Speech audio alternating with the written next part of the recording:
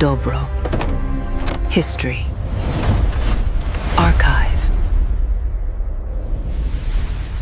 안녕하세요. 오늘 우리가 함께 살펴볼 자료는 2007년 정말 대한민국을 큰 충격에 빠뜨렸던 태안 원유 유출 사고에 대한 심층 분석 보고서입니다. 네, 안녕하세요. 이 자료들을 쭉 읽어보니까 이게 단순히 그냥 한 건의 해양 오염 사고 기록 뭐 그런 게 아니더라고요. 그렇죠. 거대한 재앙 앞에서 우리 사회가 어떻게 반응했는지 그 빛과 그림자를 모두 담고 있는 거의 뭐 거대한 서사시 같았어요. 맞습니다.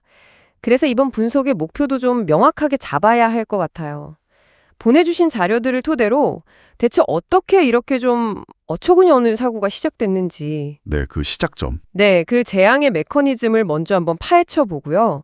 그리고 그 절망 속에서 어떻게 123만 명이라는 사실 믿기 힘든 숫자잖아요. 123만 명이요? 네, 이 사람들이 모여서 서해의 기적을 만들었는지, 또 마지막으로 그 기적이라는 눈부신 이름 뒤에 우리가 반드시 기억해야 할 그 대가는 무엇이었는지, 아, 대가. 네, 그 모든 걸 좀 입체적으로 재구성해 보려고 합니다. 자, 그럼 이 자료들 한번 제대로 파고 들어가 볼까요? 좋습니다.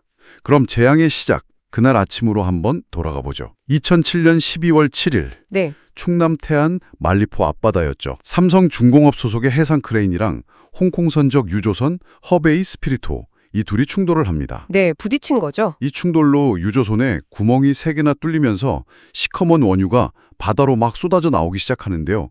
그 양이 무려 12,547킬로리터. 이게 양이 사실 감이 잘 안 오잖아요. 킬로리터라고 하면. 맞아요. 감이 잘 안 오는데 자료에 나온 비교를 보니까 확 와닿더라고요. 지난 10년간 우리나라에서 발생했던 모든 기름 유출 사고의 양을 다 합친 것보다도 많은 양이었습니다. 와. 그게 단 몇 시간 만에 다 쏟아져 나온 거예요. 그러니까 사실상 감당할 수 있는 수준을 그냥 아득히 넘어선 재앙이었던 건데요. 여기서 우리가 가장 먼저 짚어야 할 지점은 이 자료들이 공통적으로 지적하듯이 이게 결코 무슨 불가항력적인 자연재해가 아니었다는 점입니다. 아, 자연재해가 아니다. 네, 명백한 인재였어요. 당시 기상 상황을 보면요. 파고가 최대 4m, 4m요? 네, 그리고 바람은 초속 14m 이상으로 불고 있었거든요. 이건 해상 크레인 같은 거대한 구조물을 예인선이 끌고 가기에는 정말 최악의 조건이었습니다. 그 정도면 사실 출항하면 안 되는 거 아닌가요? 그렇죠. 사실상 출항해서는 안 되는 날씨였는데 무리하게 운항을 강행한 것, 이게 모든 비극의 첫 단추였던 셈이죠. 맞아요. 그리고 처음에는 사고 원인에 대해서 파도가 너무 거세서 예인선을 연결하던 와이어가 끊어졌다. 이렇게 알려졌잖아요. 저도 그렇게 기억하고 있었거든요. 네, 대부분 그렇게 보도가 됐었죠. 근데 보내주신 이 조사 보고서들을 보니까 와, 여기서 정말 소름 돋는 반전이 있더라고요. 바로 그 지점입니다. 정말 중요한데요. 네, 과학적인 분석 결과가 전혀 다른 이야기를 하고 있었어요. 국립과학수사연구소 국과수에서 끊어진 와이어를 정밀 분석한 결과가 결정적이었습니다. 첫째, 이 와이어가 무려 7년에서 9년이나 사용된 교체 주기를 훨씬 넘긴 낡은 것이었다는 게 밝혀졌고요. 7년에서 9년이요? 와이어를요? 네, 그리고 둘째, 이게 진짜 스모킹 건데 와이어의 절단면이 파도의 장력으로 팽팽하게 당겨져서 뚝 하고 끊어진 형태가 아니었던 겁니다. 그럼요. 오히려 다른 예인선의 스크루, 그러니까 프로펠러에 갈리면서 슥싹하고 잘려나간 흔적이 발견됐어요. 우와, 잠깐만요. 그건 정말 충격적인데요. 그게 의미하는 바가 뭐예요? 파도 때문이 아니었다면? 그건 바로 기상 악화 속에서 예인선단이 서로의 간격을 전혀 통제하지 못하고 우왕좌왕했다는 명백한 증거입니다. 한마디로 운항 과실이죠. 아, 자기들끼리 엉켰다는 거네요. 그렇습니다.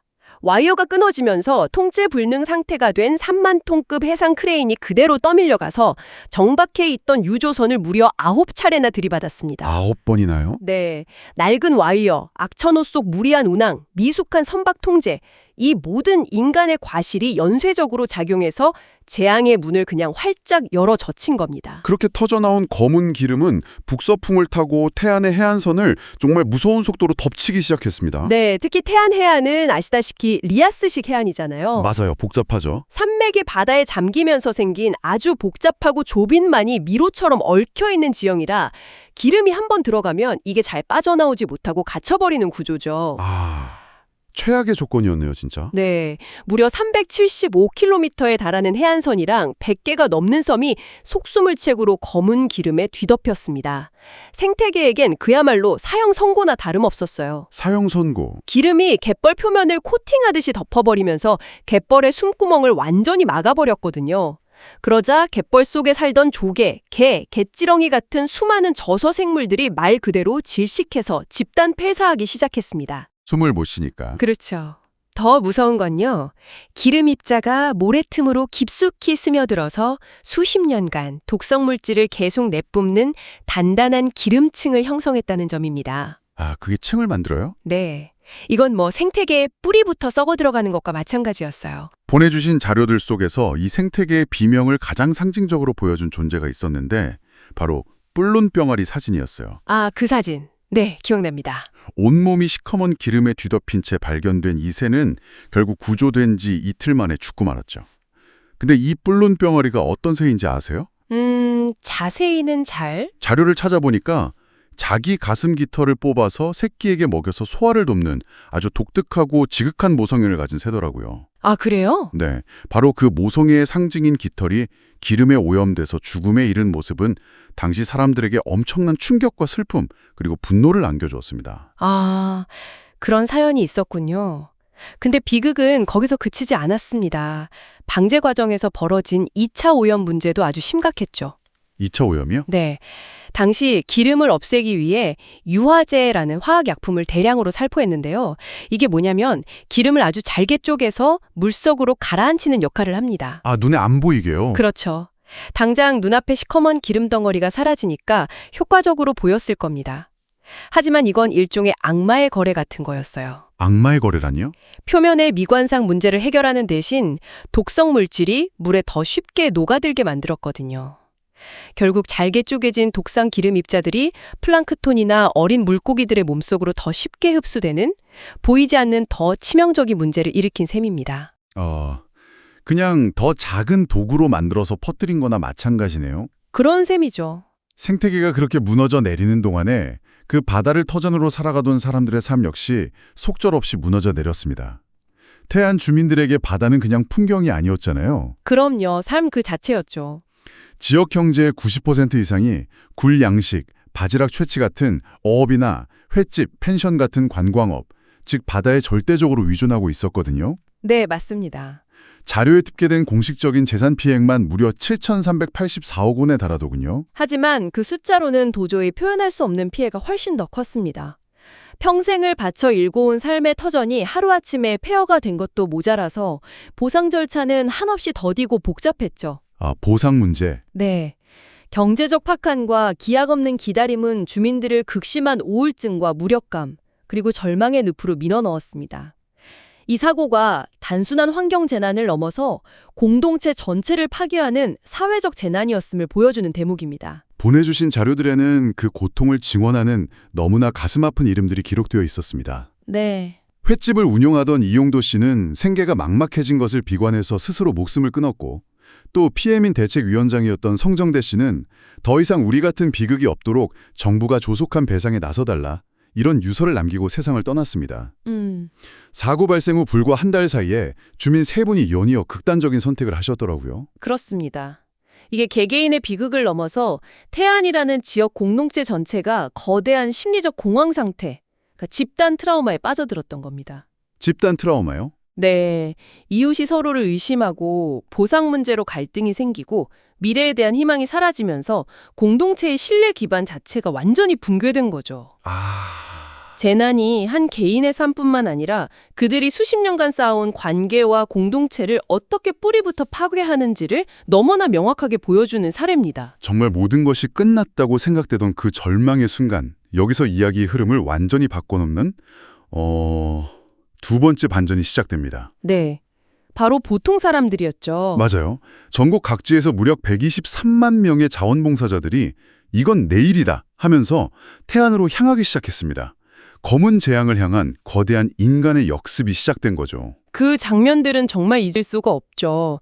중장비나 기계가 들어갈 수 없는 좁은 바위 틈, 자갈 해변 구석구석을 사람들이 일일이 손으로 또 헌옷이나 흡착포로 닦아내기 시작했습니다. 네네. 특히 수백 명의 사람들이 해안가에 길게 늘어서서 기름을 퍼담은 양동이를 릴레이로 나르는 인간띠. 아, 인간띠 저도 기억나요. 그게 이 재난 극복 과정의 상징적인 장면이 됐죠.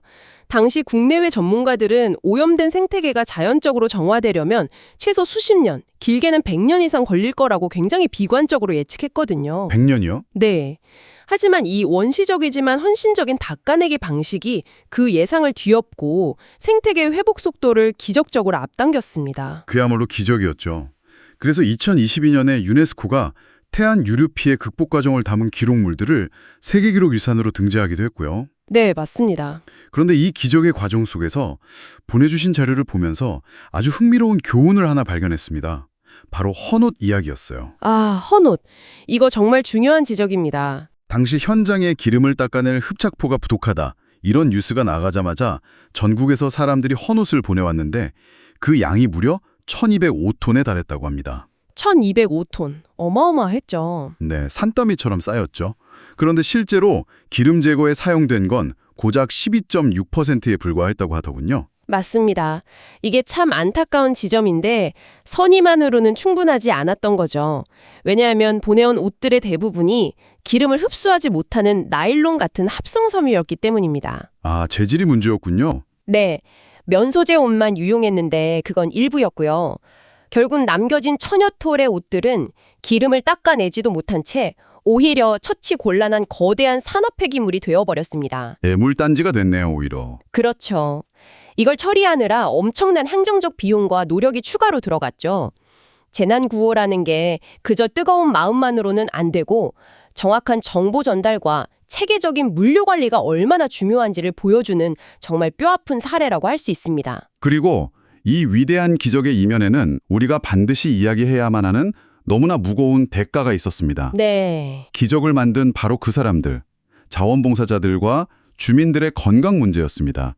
이 부분을 읽으면서는 정말 마음이 아팠습니다. 당시 방제 현장은 사실상 거대한 독가스실이나 마찬가지였습니다. 원유가 증발하면서 나오는 벤젠, 톨루엔, 황화수소 같은 물질들은 명백한 1급 발암물질이거든요. 1급 발암물질이요? 네. 하지만 현장에 있던 대부분의 사람들은 얇은 면 마스크 한 장, 그리고 비닐로 된 우의, 이런 아주 허술한 장비만 착용한 채 이런 유독물질에 무방비로 노출되었습니다. 보호 장비가 전혀 없었던 거네요. 네. 누구도 그 위험성을 제대로 경고해주지 않았고 보호 장비도 턱없이 부족했죠. 그 결과는 끔찍했습니다. 사고 이후 10년간 주민과 자원봉사자들의 건강을 추적한 조사 결과가 자료에 나와 있는데 정말 충격적입니다. 네. 태안 지역 남성 주민의 전립선암 발병률은 사고 이전보다 무려 154%가 급증했고 여성 주민의 백혈병 발병률은 54%나 증가했습니다. 와, 154%. 이건 그냥 숫자가 아니잖아요. 좋은 마음으로 재난 현장에 달려갔던 수많은 사람들의 삶이 그 대가로 병들어 갔다는 뜻이니까요. 그렇습니다. 기적이라는 찬사 뒤에 가려진 개인들의 엄청난 희생이었죠. 우리는 12만 자원봉사자의 위대한 힘을 칭송했지만 정작 그 위대한 힘을 발휘했던 사람들을 보호하는 데는 완전히 실패했던 겁니다. 제대로 된 보상도 받지 못하고 쓰러져간 주민들, 그리고 순수한 선의로 나섰다가 평생을 고통 속에 살게 된 자원봉사자들의 문제는 여전히 해결되지 않은 현재 진행형인 과제입니다. 오늘 이 자료들을 통해 살펴본 태안 유출 사고는 우리에게 정말 명확한 두 가지 유산을 남긴 것 같습니다. 어떤 걸까요? 낡은 와이어 하나에서 시작된 재앙이 우리 사회의 고질적인 안전 불감증에 대해 보내는 서늘한 검은 경고, 그리고 그 끝물을 절망 속에서 12만 3천 명의 평범한 사람들이 보여준 연대와 헌신이라는 위대한 희망. 검은 경고와 위대한 희망. 네, 이 두 가지 얼굴을 동시에 가지고 있는 사건이더군요. 맞습니다. 태안의 바다는 사람들의 헌신과 또 자연의 놀라운 회복력 덕분에 지금은 다시 푸른빛을 되찾았고 심지어는 새로운 양식 기술을 도입하면서 미래를 그리고 있습니다. 하지만 우리는 결코 잊어서는 안 됩니다. 네, 그 기적이라는 말 뒤에 얼마나 많은 개인들의 눈물과 희생이 가려져 있는지를요. 그들의 고통을 기억하는 것이야말로 이 재난이 우리에게 남긴 가장 중요한 교훈일 겁니다. 그러네요. 이 모든 자료들은 마지막으로 우리에게, 그리고 이 분석을 함께하고 있는 당신에게 이런 질문을 던지고 있는 것 같습니다. 우리는 타인의 고통에 함께 아파하고 연대하는 위대한 마음을 가졌지만 정작 그렇게 연대하는 사람들을 안전하게 보호해줄 튼튼한 시스템은 갖추었는가? 만약 또 다른 재난이 닥쳤을 때 우리는 또다시 누군가의 희생을 담보로 한 위태로운 기적을 반복해야만 하는 걸까요?